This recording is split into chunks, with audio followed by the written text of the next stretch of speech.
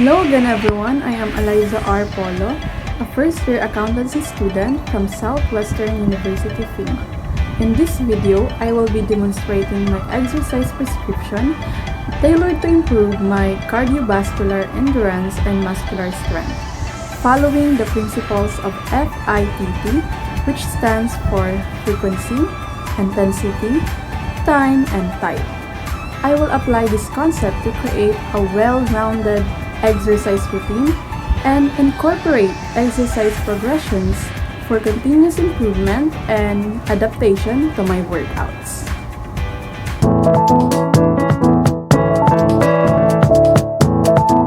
For my exercise prescription, I will start by focusing on cardiovascular and muscular resistance exercises. For cardiovascular fitness, I'll engage in moderate to intensity jogging or brisk walking 3 to 4 times per week. So this is my frequency, which will noticeably increase my heart rate and breathing. So this is what we call the intensity and during my exercise routine. Then each session will last for about 30 to 45 minutes. So I have time to incorporate all of my planned workouts. And I will focus on improving my cardiovascular endurance, which I aim to achieve or to focus during my exercise, workouts, and routine. Now, let's proceed to my muscular resistance exercise prescription. Here, I will perform body weight exercises such as or specifically squats and push-up. So, I plan to do it 2 to 3 times per week. So, this is my frequency, ensuring that it will be moderate difficulty where I feel challenged but maintain proper form. So this is the intensity.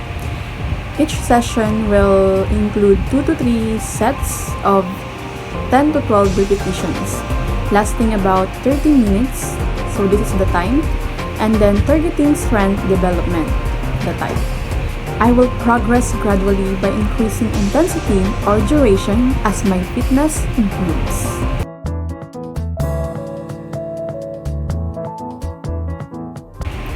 Based on the algorithm, my risk stratifications begins by reviewing my health and medical history for known cardiovascular or CV, pulmonary or metabolic diseases. Since I have no known diseases in these categories, I then consider if I have any major signs or symptoms suggestive of these conditions, such as pain or discomfort in the chest, shortness of breath, dizziness, or other related symptoms. As I have none of these symptoms, I move on to assess my CAD or CAD risk factors, which I found that I have also none of these risk factors. Given that I exhibit no major signs or symptoms, I can confidently conclude and say that I have low risk, according to the flowchart's criteria that if you got less than 2, then your overall result will be low risk. Overall, I am clear for physical activity and advised to start slowly and build up gradually following physical activity guidelines.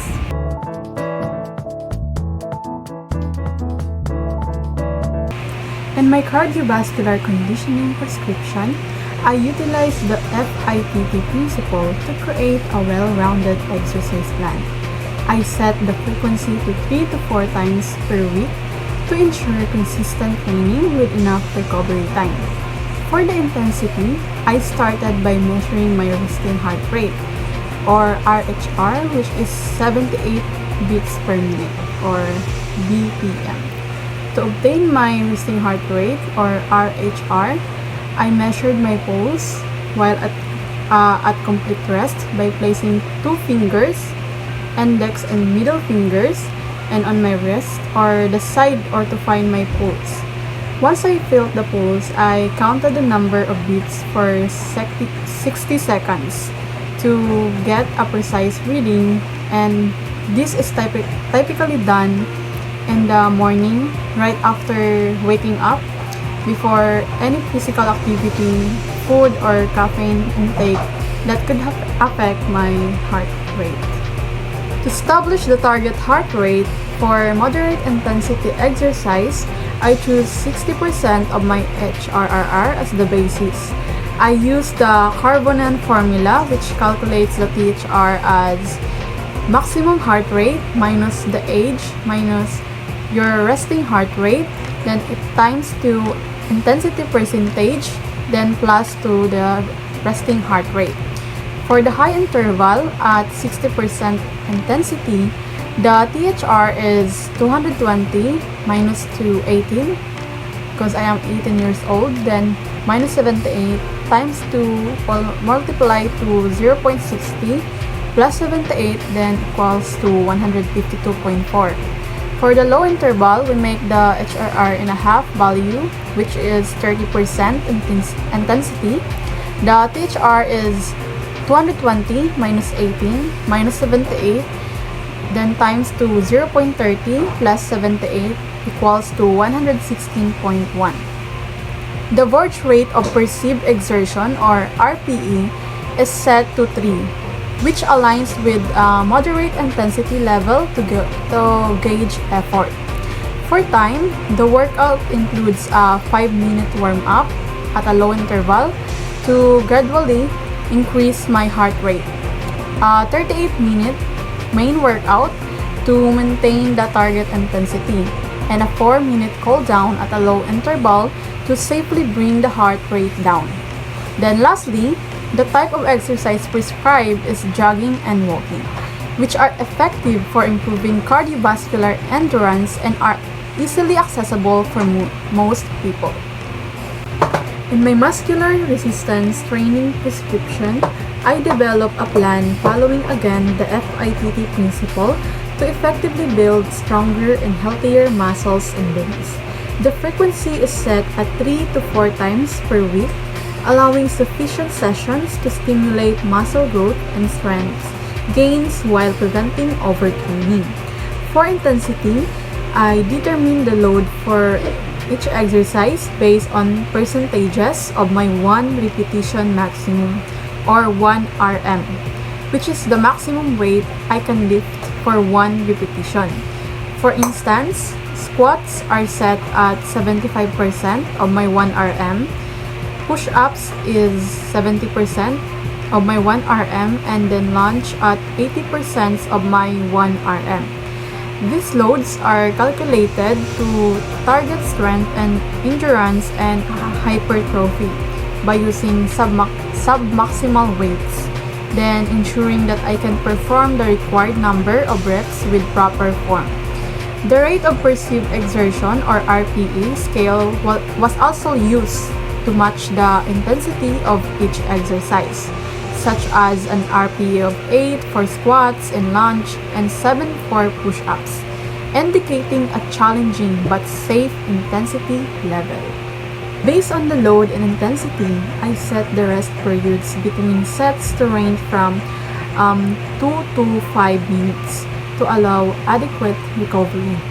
4 to 5 minutes for squats and lunge due to their higher loads, and then 2 to 4 minutes for push-ups to ensure muscle recovery and maintain performance. For time, the total session duration is planned for about 30 to 45 minutes, which includes warm-up, main exercises, and cool-down. The warm-up consists of dynamic stretches like walking knee hugs, arm circles, and then jumping jacks. Each performed for 35 seconds for 2 sets to prepare my muscles and joints for the workout. The main exercise are compound movements such as squats, push-ups, and lunge, which engage multiple muscles groups for overall strength and development with specific sets, reps, loads, and rest times, carefully calculated to maximize muscle adaptation and then minimize fatigue. Session concludes with cool-down stretches like standing quad stretches, hamstring stretches, and spinal rolls, each lasting 35 seconds for 2 sets, the same with my warm-up, to help relax the muscles and improve flexibility. This comprehensive prescription is designed to progressively overload muscles while balancing intensity and recovery, leading to effective and safe improvements in my muscular strength and endurance. I choose jogging and brisk walking as my cardiovascular exercises because they are highly effective in promoting heart health. These exercises work by increasing the heart rate and improving circulation, which enhances the efficiency of my cardiovascular system. Additionally, they are versatile, allowing me to easily adjust the intensity by varying the pace, distance, or duration.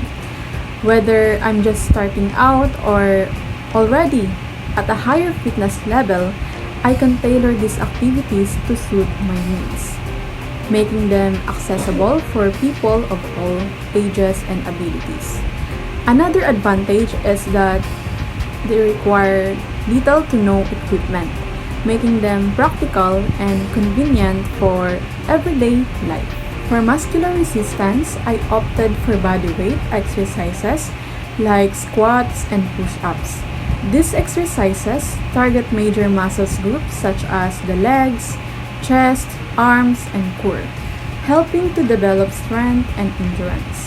What's more is that bodyweight exercises are functional, meaning they copy or duplicate everyday movements, which improves my ability to perform daily tasks efficiently and reduces the risk of injury.